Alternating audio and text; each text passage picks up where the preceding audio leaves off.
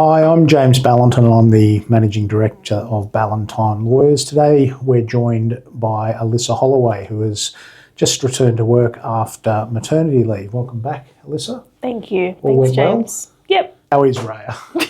She's great. She learned how to roll both ways yesterday. I only learnt that recently. I thought today we could talk a little bit about some of the changes that have happened while you were on maternity leave, drinking coffee and playing hide and seek. Probably the biggest one is the introduction of the Property Law Act 2023. And one of the main changes there has been the introduction of a new disclosure regime for sellers. Can you tell us a little bit about that? Sure. I think Queensland's sort of caught up with what a lot of the other states have already been doing, sort of placing positive obligations on the seller to make statements about the property and if there's any matters affecting it. There were warranties and statements that were assumed and provided under the standard terms of the contract previously, but the disclosure gives a positive statement from the seller as to whether those matters apply. And practically speaking, what's the rule? What do sellers have to do?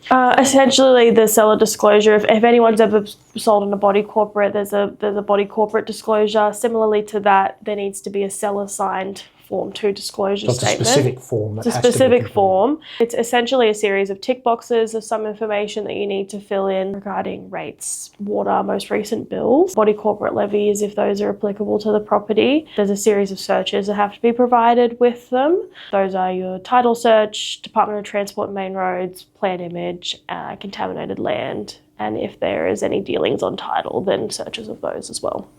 Now, traditionally in Queensland particularly, contracts have tended to be prepared by agents, and often we as lawyers don't even see them until they've been signed. Obviously, ideally, we'd like clients to get advice before they sign contracts.